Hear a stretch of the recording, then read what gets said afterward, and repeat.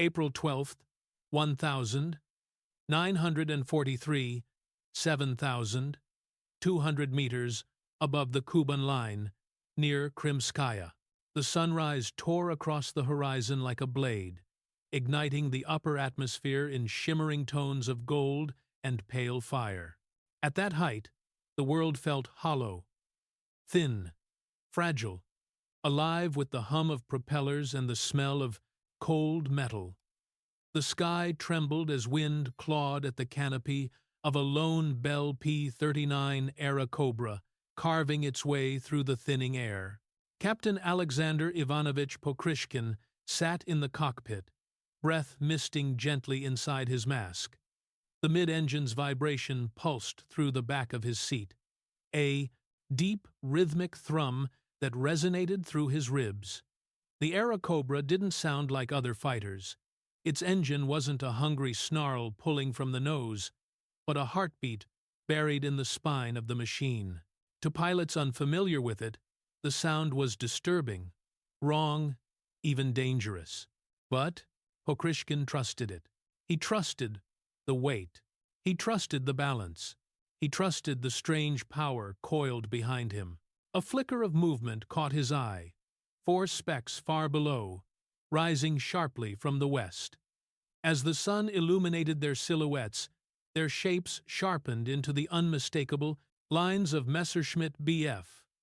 109 G2 seconds. Sleek, fast, arrogant. They weren't climbing blindly. They had seen him.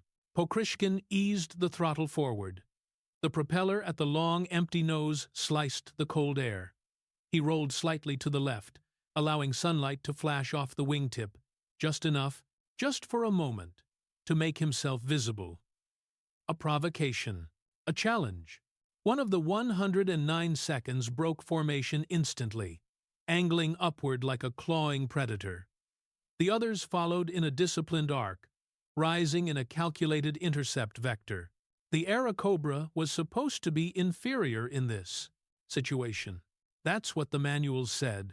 That's what Western instructors insisted. That's what the Luftwaffe believed. That belief would kill them. He inhaled slowly, letting the oxygen fill him with an icy clarity. At this altitude, the air was thin. But thinner, still, was the line between confidence and overconfidence. The Germans expected him to dive away. They expected him to evade. They expected him to behave like every Soviet pilot they had fought and dismissed along the Kuban. Pokryshkin instead tightened his harness and climbed. The P-39 surged upward, engine laboring, wings trembling as it slashed almost vertically into the sky. The German pilots, trained, confident, disciplined, followed as if yanked by the same invisible string.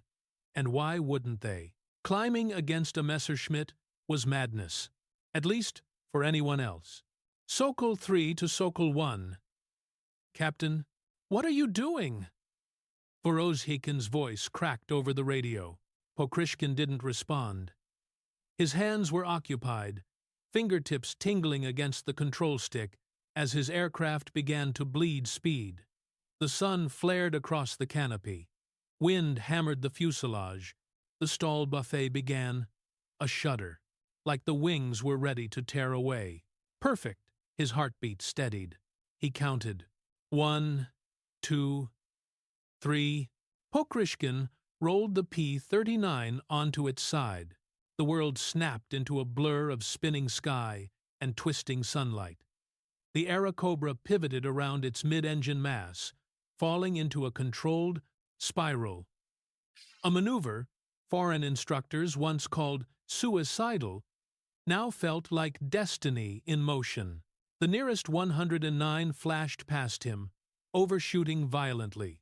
Pokryshkin kicked the rudder. The Airacobra's nose slid. The spiral tightened. His gun sight aligned. Just a sliver. Just enough. He squeezed the trigger. A single 37mm shell tore from the cannon, crossing the thinning air like a comet. It struck the 109's engine cowling. The enemy fighter erupted in fire. Pokryshkin leveled out, G-forces clawing at his vision. Breath steady, jaw set. 3 remaining. The hunt had only begun. The explosion of the first Messerschmitt still flickered in the corner of his vision, an orange smear dissolving into smoke, when the remaining 3 fighters closed in. They came fast, disciplined, and mercilessly confident. Their angled wings glinted in the morning light as they dove from different vectors. Working instinctively as a pack, Pokryshkin's breath hissed steady through his mask. His grip shifted, firm but relaxed, on the stick. He watched the enemy pilots converge, their formation tightening as they prepared to strike him from 3 directions at once. It was a beautiful tactic. Against any other aircraft, he pulled back on the stick again, the P-39's nose rising sharply. The vertical climb strained his engine, its deep metallic growl filling the cockpit like a beast warning its challengers. Ahead of him, the infinite blue sky opened into a blinding filars wall of sunlight. Behind him, the Messerschmitts pounced. Their engines screamed like furious hornets closing in on prey.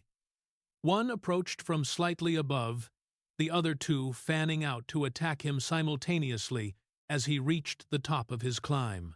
Perfect. Pokryshkin let the P-39 climb until the airspeed needle dipped dangerously low. The aircraft shuddered. Vibrations rattled the seat. He felt the stall coming, not as a threat, but as an old friend, returning at exactly the right moment.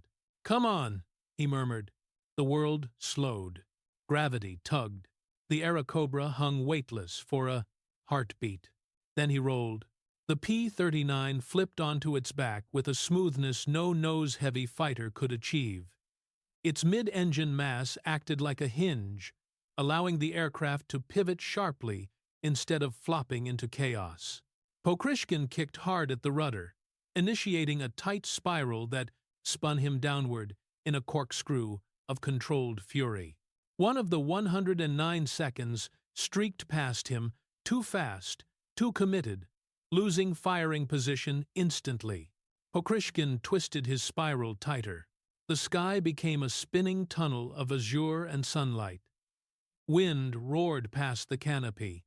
His G-suit tightened as he accelerated downward, nose sliding gradually into alignment. The overshooting Messerschmitt dropped perfectly into his sight. Pokryshkin fired. The Brownings hammered. Tracers stitched across the enemy fuselage. The 109's right wing snapped like a twig, shearing away and spiraling into oblivion.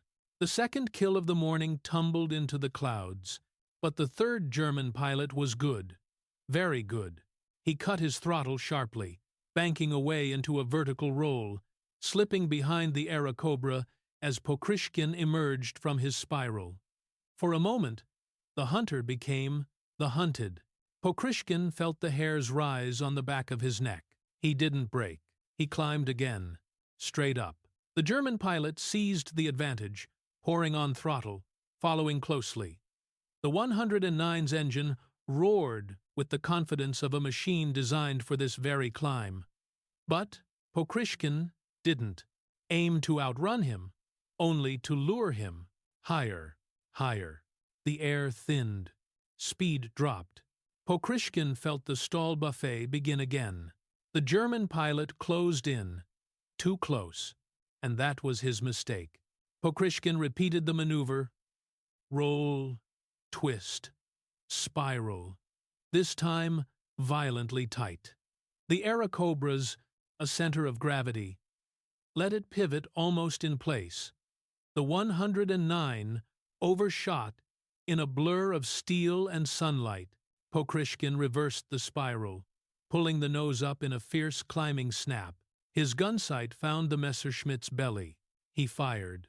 Fire erupted from the enemy's fuselage as the aircraft broke apart, trailing smoke like a falling torch. 2 kills had become 3.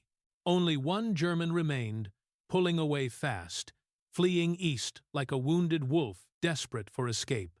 Pokryshkin leveled out, eyes sharp behind the canopy glass. He tightened his gloves. And the chase would not last long. The final Bf-109 fled eastward, its silver fuselage glinting as it sliced through the morning air. A thin ribbon of smoke trailed from its exhaust stacks, a wound inflicted by his earlier maneuvers. The German pilot knew he was in trouble. Pokryshkin could sense it from the erratic way the fighter wavered before committing to a long, desperate climb. The Airacobra dove after him. Wind tore across the canopy in a shrill whistle, vibrating the frame as Pokryshkin pushed the P-39 to its limits. The altimeter unwound rapidly. Airspeed climbed. The world thinned into a tunneled blur of blue sky and streaking contrails.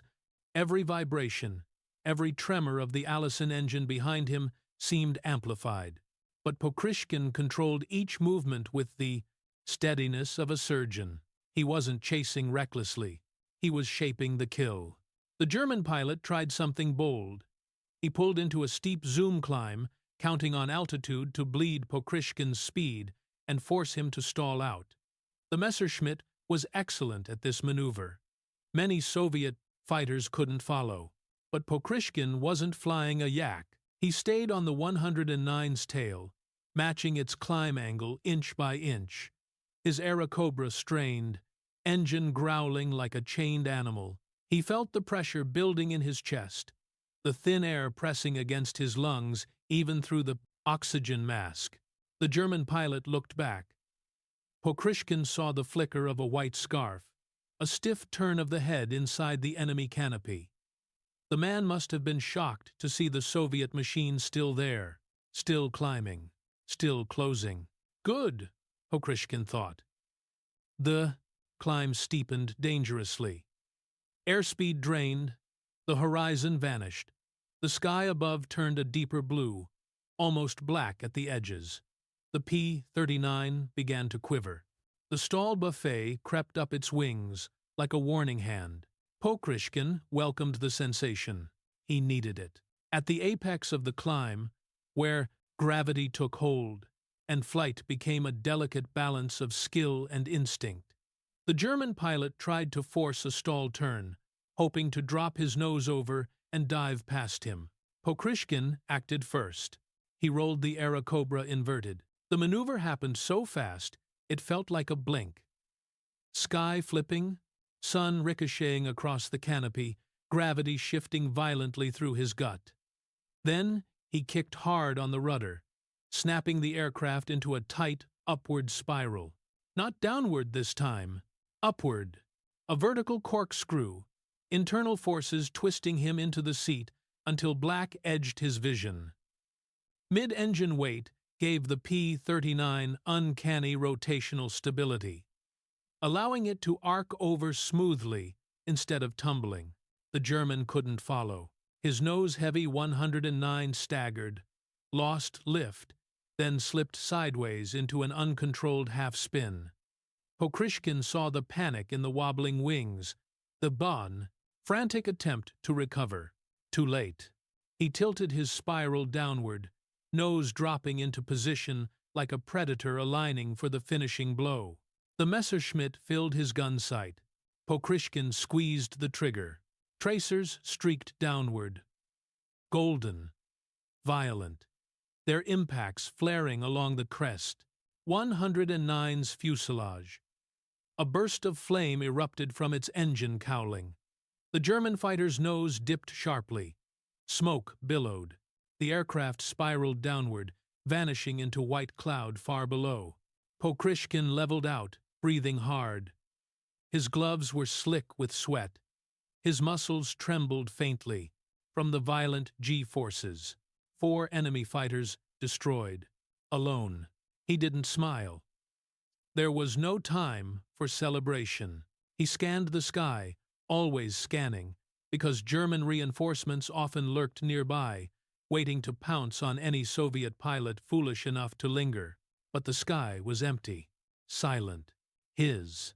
He keyed the radio. Sokol Group. This is Sokol 1. Sky clear. Reform At altitude. Static crackled in reply. Far below, the Kuban terrain shimmered like a living map, battle-scarred, smoke-streaked, waiting. Pokryshkin banked the P-39 eastward. The fight was over. But the war for the sky had only begun. The world below sharpened as Pokryshkin descended.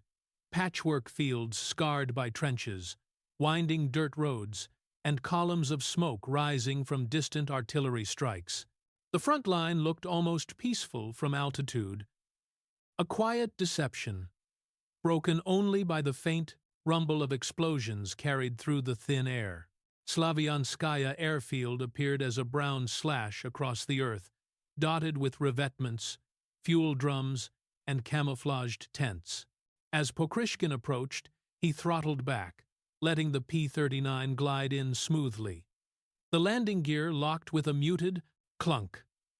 Dust roared beneath the wheels as the Airacobra settled onto the uneven ground.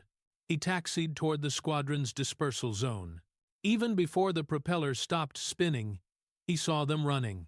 Mechanics, armorers, ground crew, pilots who had landed earlier. Pilots who never left the ground today. Men with uniforms stained by oil and clay and sleepless nights. They converged on his aircraft with wide eyes, as if expecting to find bullet holes through the canopy, smoke trailing from the wing roots. Maybe even the captain slumped unconscious in his seat. Instead, they found him, calm, focused, alive. Corporal Shustov, his chief mechanic, reached the wing first and froze. His gaze locked onto Pokryshkin, then onto the unassuming fuselage of the P-39, as if the machine itself had performed a miracle. "How many?" he asked, voice cracking. "4," Pokryshkin replied, sliding the canopy open. Shustov blinked. "4? Enemy fighters?" Pokryshkin nodded once. Shustov let out a choked laugh. Half disbelief, half awe. "Alone? You took them alone?" Pokryshkin didn't answer with words. He simply stepped down from the wing, boots crunching into the dust, and the villadom bide.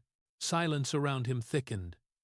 The mechanics exchanged glances, some baffled, some exhilarated, all shaken. Then the commanding officer approached.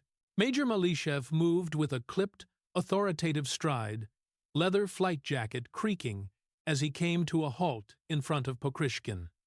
His expression was sharp, unreadable. "You broke formation," he said without greeting. "Yes," Pokryshkin replied. "You engaged 4 enemy fighters alone. Yes, you risked your machine, yourself, and potentially this entire sector." Pokryshkin held his gaze. "Yes." Malyshev stepped closer, lowering his voice. "Why?" A question filled with reprimand. But Pokryshkin heard something else beneath it. Curiosity, fear, and a grudging respect. "I had altitude," Pokryshkin said. "I had position." He paused. "And I knew what the aircraft could do." Malyshev studied him for a long, silent moment. Then his posture eased, just slightly. His voice softened, too. "You saved the ground attack regiment," he said. "Those German fighters were heading straight toward our Il-2 seconds warming on the line." Pokryshkin said nothing. "They'd be ashes now," Malyshev continued, "if you hadn't acted." A murmur rippled through the gathered men. Shustov stepped closer, touching the P-39's fuselage with a mixture of reverence and fear. "Captain, this aircraft is battered, but it flies like nothing I've ever seen." Pokryshkin ran his palm across a scorched section of paint. "She'll fly again tomorrow." "You're planning to do this again?" Shustov asked. "No," Pokryshkin said. "I'm planning to teach it." Behind him, Lieutenant Vorozhaikin emerged from the crowd. Helmet still on, cheeks flushed with adrenaline. "Captain, that maneuver you have to show us." The climb. The roll, the spiral. None of us have seen flying like that. You will, Pokryshkin said. When? Vorozykin asked. Pokryshkin's eyes shifted toward the sky, still streaked with gray smoke trails. Tomorrow morning, he answered. A hush settled. They understood what this meant. A new kind of flying. A new doctrine. A new chance against the Luftwaffe. Pokryshkin looked at the men. Worn, hopeful, uncertain, and felt something stir inside him. The air war was changing. He would make sure it changed in their favor. Dawn returned to the Kuban like a curtain lifting over a battlefield stage. Everything. Fuel drums, cockpit glass, the canvas tents sagging from night dew. The air smelled of damp earth and hot oil, the two scents that defined life at an airfield under constant threat. Pokryshkin stood before a battered wooden board propped against stacked ammunition crates.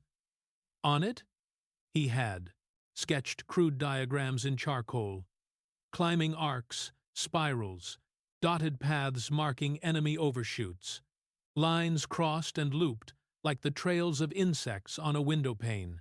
Before him gathered the pilots of his regiment, veterans with hardened expressions, fresh-faced lieutenants still rubbing sleep from their eyes, and others who had been skeptical only hours earlier.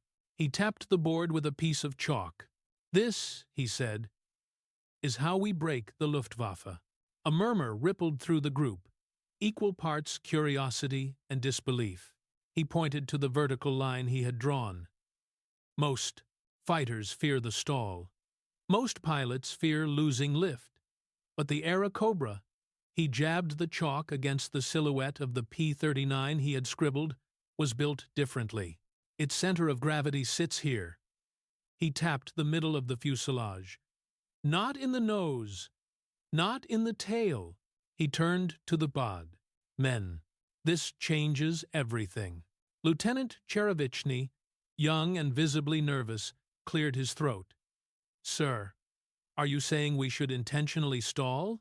Yes, Pokryshkin answered plainly. Intentionally, repeatedly, until it is a tool in your hand, not a threat. Someone in the back muttered, Madness. Pokryshkin didn't flinch. Madness is repeating the same tactics while the Germans tear our squadrons from the sky. Silence. Then, slowly, heads nodded. He drew a spiral. When you climb, they follow. They expect you to falter. You let the speed drop. You let the wings shudder. And then, he rolled his wrist sharply. You turn the stall into a controlled spiral. The center mass keeps you stable. You pivot faster than they can. Several pilots leaned forward, studying the lines. And what about firing position? Vorozykin asked, arms crossed skeptically. Pokryshkin's lips curled faintly. You don't force the shot. You guide the enemy into it. A too eager Me-109 will overshoot every time. Their instinct is aggression. Ours is calculation. He jabbed the chalk at the turning arcs. We use their confidence to destroy them. A quiet resolve settled over the group. Pokryshkin dropped the chalk and gestured toward the flight line. Enough talk. To your aircraft. Engines began to cough and roar as pilots climbed into their Airacobras. The morning sun reflected off spinning propellers, turning the field into a glittering storm of light and dust. Pokryshkin slid into his own cockpit, pulling the harness tight as Shustov secured the last buckle. Teach them well, Captain, Shustov said. They trust you. Pokryshkin nodded once. They must trust themselves. He fired up the Allison engine. The cockpit vibrated with power. Moments later, 12 P-39 seconds lifted from the ground like a rising flock of iron birds. At 2,000 meters, Pokryshkin keyed his transmitter. Follow my climb. The formation rose. 2,000 meters became 3,000. Then 4,000. Prepare for the stall. he said. He pulled back, feeling the air thin, the speed bleed. Buffeting rattled the wings. The spiral waited like a blade to be unsheathed. He rolled. The Airacobra flipped effortlessly into the downward corkscrew. Behind him, pilots gasped over the radio. But they followed, some smooth, others trembling through the maneuver. Control the fall, Pokryshkin instructed. Don't fight it. Guide it. They practiced.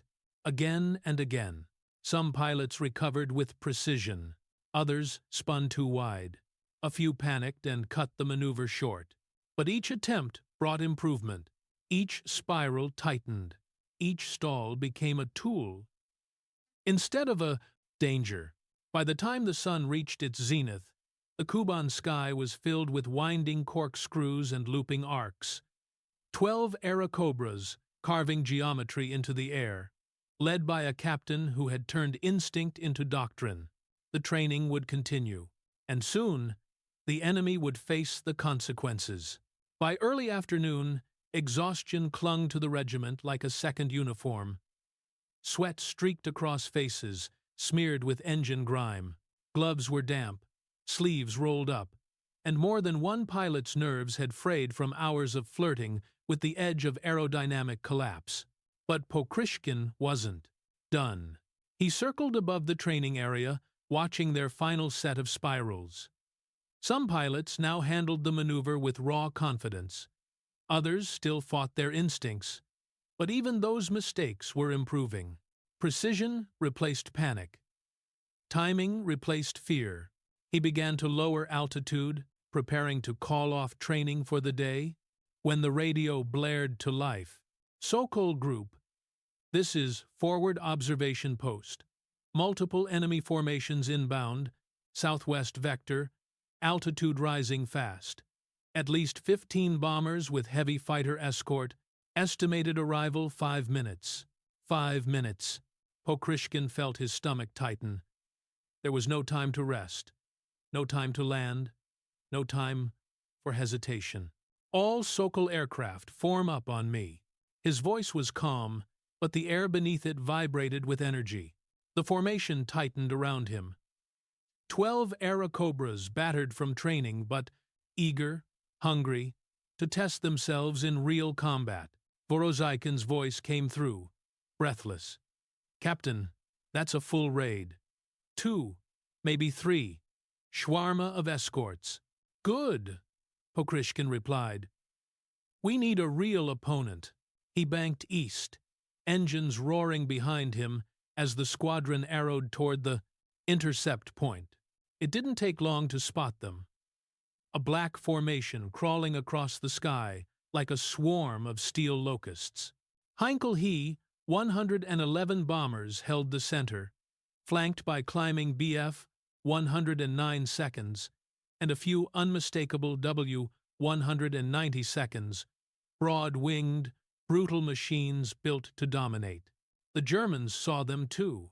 The escorts began to spread, rising into an aggressive attack posture. Vorozhaikin muttered, "They're expecting us to scatter." Pokryshkin smiled behind his mask. "Then let's disappoint them." He raised his voice over the radio. "All aircraft, prepare the spiral line. Tier 1 with me. Tier 2 and Tier 3. Stagger as we practiced." He could feel the tension spike through the formation. This would be the first time they attempted the spiral doctrine in live combat. Execute. 30 seconds later, the Kuban sky witnessed something it had never seen before. 12 P-39 Airacobras stretching into a vertical formation, 3 layers deep, each prepared to roll into a spiral at a moment's notice. The Germans hesitated, a small hesitation, but fatal. The top tier climbed sharply, drawing the first wave of Bf 109 seconds into pursuit. Pokryshkin waited. Closer, closer. The nose of a leading 109 dropped into firing range. Spiral. Now. Pokryshkin rolled. He felt the stall buffet slam into the wings. felt gravity rip control from his hands, only for the mid-engine balance to return it like a loyal companion. The Airacobra dropped into a perfect corkscrew. All 12 P-39 seconds followed. A storm of spirals descended toward the German interceptors. The Luftwaffe formation shattered instantly, attack lines broken, firing solutions ruined, discipline collapsing. Pokryshkin caught the blur of a 109 streaking too close. Overshoot, he snapped, the nose upward. Pulled the trigger. Tracers ripped along the enemy fuselage. The Messerschmitt detonated into flame. Below, second-tier P-39 seconds repeated the maneuver, forcing the next wave of Germans into chaos. The spiral line held. The Germans did not. With the escorts in disarray, the Heinkel bombers became exposed, waddling helplessly toward Soviet positions. Pokryshkin keyed the mic. All units, break formation, engage bombers, leave no survivors. The sky erupted. Airacobras diving, bombers breaking ranks. German fighters scrambling to recover. Pokryshkin tore into the left. Wing of the bomber formation, guns blazing. A Heinkel burst into smoke and flame, spiraling downward. His pilots followed suit.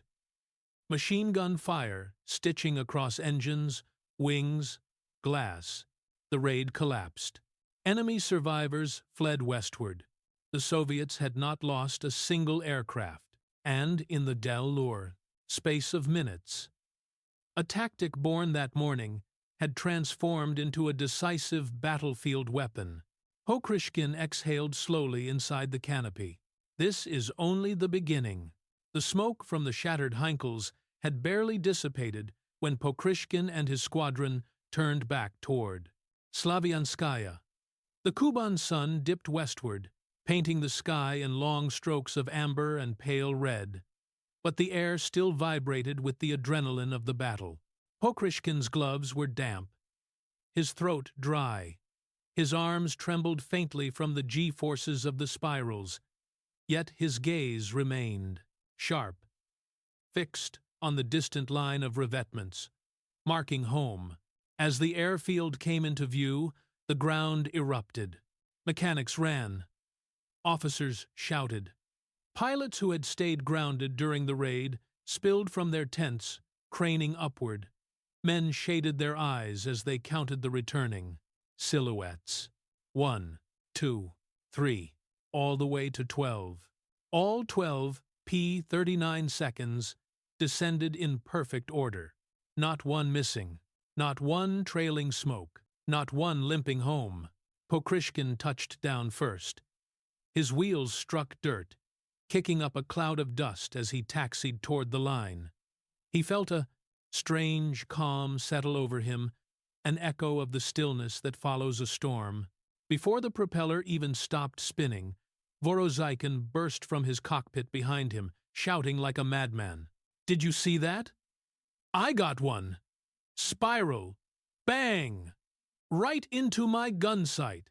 Captain, it works! It works!" He practically tumbled off the wing.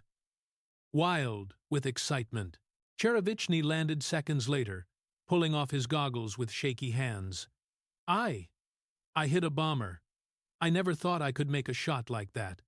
The spiral, the descent, it lined up on its own. Pokryshkin climbed down his ladder, and the airfield fell silent, not with fear, with something heavier, recognition. Major Malyshev strode through the dust, expression more serious than ever. His boots left deep prints as he approached Pokryshkin. "Report," he said. "One bomber myself." Pokryshkin replied. "Multiple fighters destroyed by the squadron. 0 losses." Malyshev's jaw clenched. He scanned the faces of the pilots, young men exhausted but glowing with a confidence he had not seen since the early days of the war. He turned back to Pokryshkin. "The spiral line," he said, voice low. "It wasn't a fluke." "No," Pokryshkin said. "It's doctrine now. Malyshev exhaled slowly through his nose. High Command will want every detail. Radios have been screaming since the first bombers fell. They're asking how a single regiment turned back a raid that should have overwhelmed us. The crowd around them reacted, with quiet pride. But then Malyshev's tone shifted, growing almost fearful. And the Germans? He paused, choosing his words carefully. They sent a coded emergency transmission during the retreat. Pokryshkin raised an eyebrow. They called your maneuver, Malyshev continued. Der Kobra-Tanz, the Cobra Dance. A ripple moved through the pilots, half disbelief, half exhilaration. Vorozhaikin grinned. They're naming our moves now? That's when you know they're scared. But Malyshev wasn't smiling.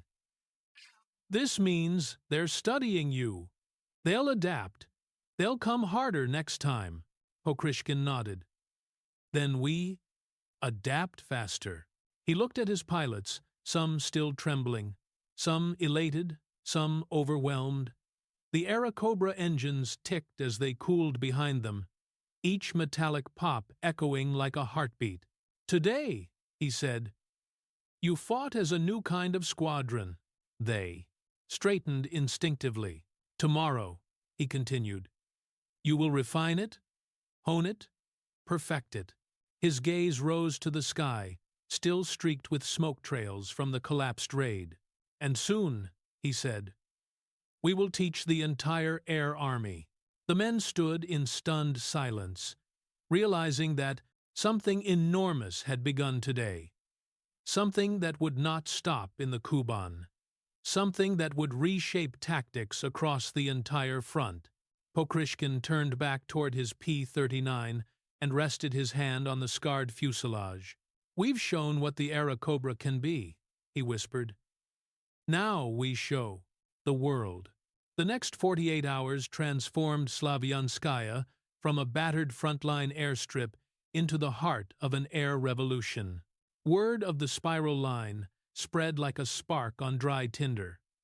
Reports traveled through headquarters, command posts, liaison offices, passed from colonel to general, to political officer. Each new retelling more urgent than the last. A single regiment had broken a major Luftwaffe raid with 0 losses. Such things did not happen on the Eastern Front. Not anymore. So, the others came. By dawn on the third day, pilots from neighboring regiments, some arriving straight from combat sorties, others from rear area training schools, stepped off dusty trucks and motorcycles, carrying duffel bags and disbelief. Some approached with awe, others with skepticism thinly veiled behind smirks. All came to learn. The airfield expanded in every direction. Tents, doubling, radios buzzing, supply trucks arriving with crates of ammunition and spare parts. Mechanics were overwhelmed but fueled by excitement. They lifted engine panels and traced the Airacobra's internal frame with newfound respect. Pokryshkin walked among them, never lingering, always watching. He was no longer just a squadron leader. He had become the architect of a new doctrine.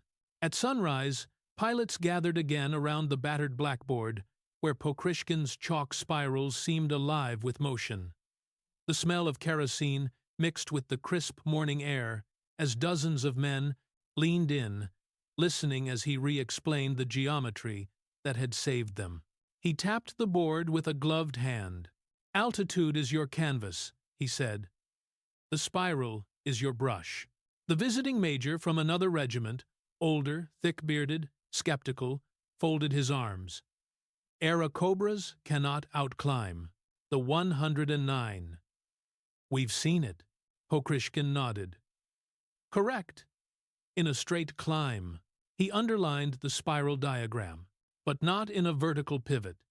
The stall is a weapon. The spin is a tool. The center of gravity lets you rotate faster than they can compensate. They overshoot. Every time. The older major frowned, trying to reconcile years of combat experience with these strange, counterintuitive ideas. Pokryshkin continued calmly, "You're not chasing them. You're making them chase you. And then you decide when the fight begins." He replaced the chalk and pointed toward the sky. "Up there," he said quietly. "You must control the story." By mid-morning, the Kuban sky teemed with Airacobras, dozens spiraling up and down, rolling, twisting, hovering at stall points before flipping into controlled descents. The sound was chaotic. Engines, whining at near-stall speeds. Radios, crackling with panic and triumph.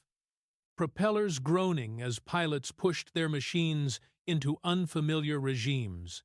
Some pilots executed flawless spirals almost immediately. Most did not. Pokryshkin flew beside each struggling pilot, guiding them. "Ease the throttle. Let the stall come. Don't fight the wing. Let gravity work for you."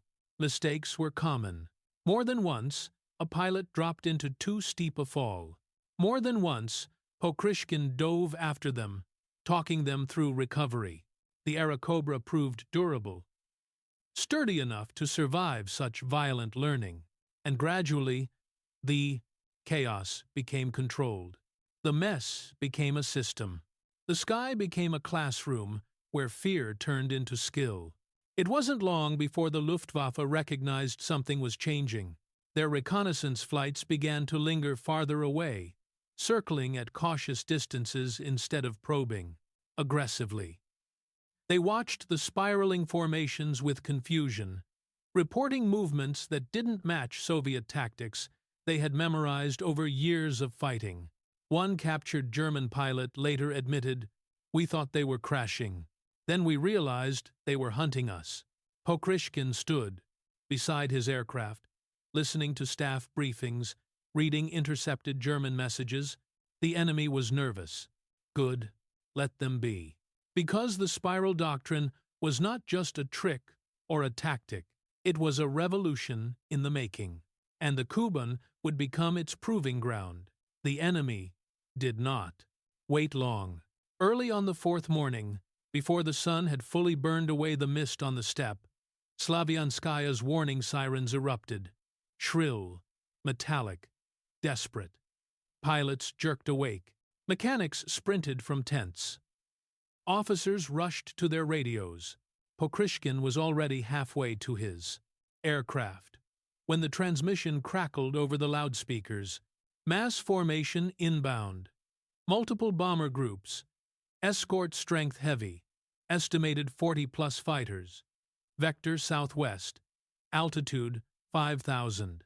This wasn't a reconnaissance flight, nor a probing attack. This was retaliation. The Luftwaffe had come to crush the spiral doctrine before it spread. Pokryshkin vaulted onto his P-39's wing. Shustov hurried beside him, fastening the last bolts on the engine housing. "They're throwing everything at us," Shustov said breathlessly. "Good," Pokryshkin replied. "Then everything can be broken at once." He slid into the cockpit and sealed the canopy. Engines roared to life up and down the flight line, Airacobras coughing smoke, then settling into their low, hungry growl. Within minutes, the squadron hurtled down the runway. They climbed fast. Faster than the exhaustion of yesterday's drills should have allowed. But adrenaline had a way of sharpening muscles long past their limits. As they neared 4,000 meters, Pokryshkin saw the enemy. A wall of Heinkel bombers crawled forward in tight formation.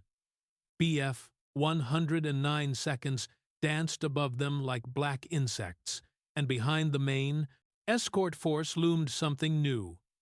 Full 190 seconds, heavy, fast, and deadly. Vorozhaikin breathed into the radio. "There must be 50 aircraft up there." "More," Pokryshkin said. "Enough to test us properly." He keyed his mic. His voice was steady, solid as armor. "All units, form the spiral line. Tier 1 on me. Tier 2 and 3, stagger. Remember your training. The air around him shifted as dozens of P-39 seconds arranged themselves in 3 vertical layers. The formation stretched high into the morning light, a geometric column glinting with metal and purpose. Below them, the Germans closed in.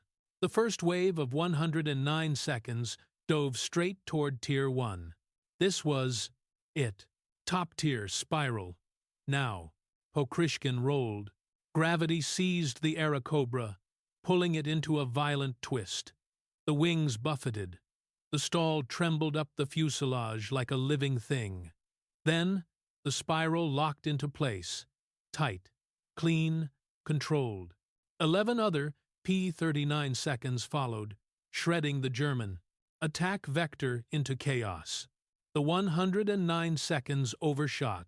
Predictable. Blindly aggressive. Pokryshkin snapped upward, engine screaming as he reversed the spiral. A Messerschmitt crossed his gun sight. Too fast. Unaware. He fired. A burst of .50 caliber tore the engine apart. The 109 folded into a flaming dive. Below, Tier 2 spiraled next, cutting off the second wave of German fighters. The sky twisted into layered corkscrews, a rotating cage of steel and smoke. The Germans didn't understand what they were seeing, but they feared it.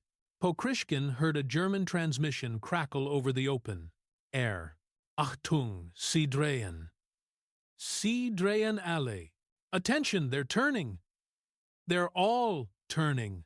The 109 seconds recoiled. Their discipline fractured. Their momentum died. But the fight was far from over. The Fava 190 seconds plunged into the fray. Heavy, brutal, confident. Their cannons spat blazing arcs toward Tier 2.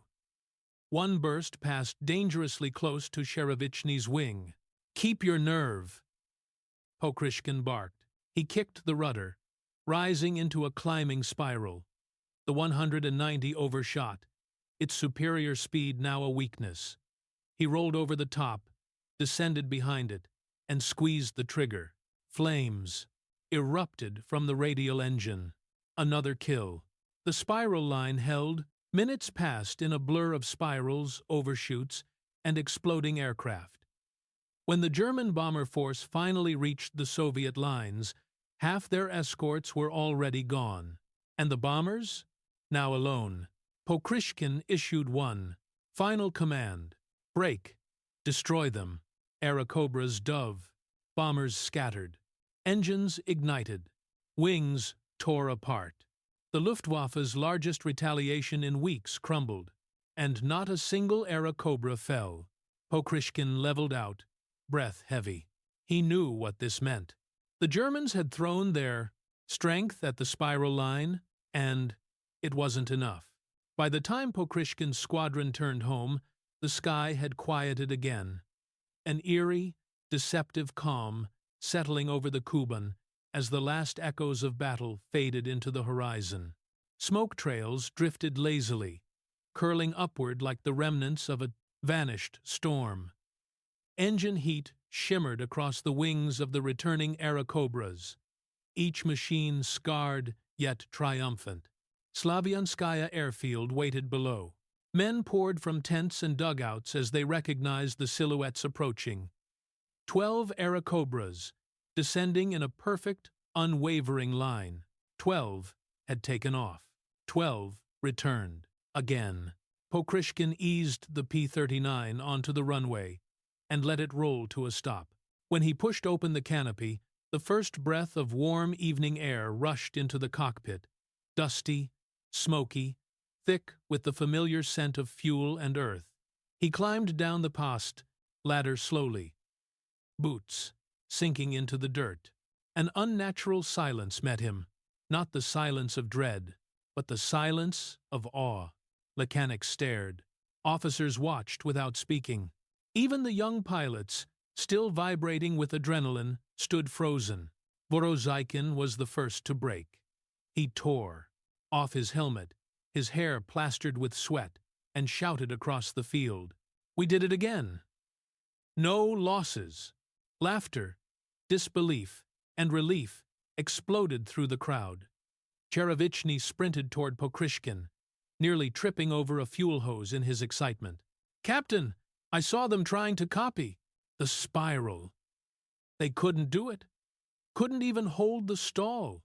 He mimicked an exaggerated wobble with his hands.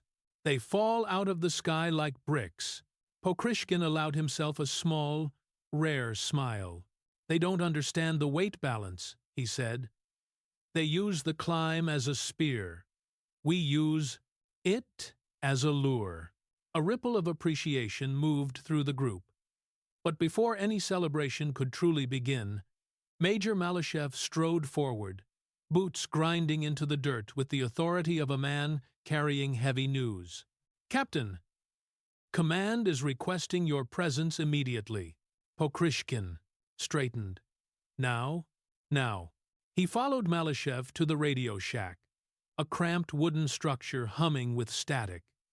Inside, a communications officer handed Malyshev a headset and stepped aside. The line crackled. Then a voice emerged, deep, official, unmistakable. "Captain Pokryshkin, you will report on the engagement. Every detail." Pokryshkin described the approach vector, the spiral line timing, the enemy overshoots, the bomber collapse. He spoke in short, precise sentences. The colonel on the other end remained silent until the report concluded. "Then, your doctrine is confirmed. The front is demanding immediate training materials. You are hereby ordered to form a dedicated instruction group for all Airacobra units on the southern front." Pokryshkin exhaled very slowly. This was bigger than he had imagined. "And, Captain," the colonel added, "German intercepts indicate they have identified you specifically. They have named your maneuver the Cobra Dance. They are calling you the Cobra Master." A cold weight settled in Pokryshkin's chest. Not fear, but the heaviness of recognition. He understood what this meant.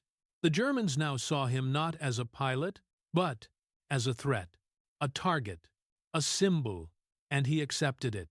When he stepped outside, the whole regiment seemed to be waiting.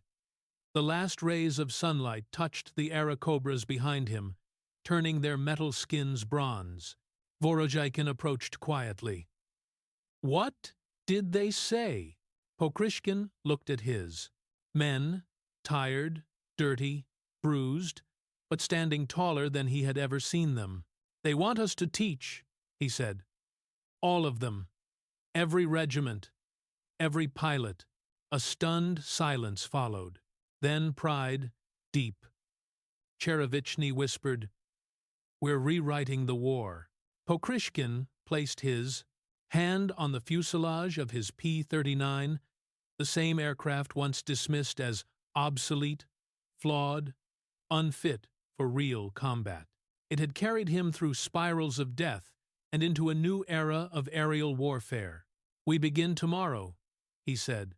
Behind him, the evening sky glowed faintly, still streaked with the spiraling contrails of the day's battle, frozen signatures of a new doctrine born in blood and smoke. The Cobra Dance, the spiral line, Pokryshkin's doctrine. It would spread, it would evolve, it would change the war, and the Luftwaffe would never again feel safe in the vertical.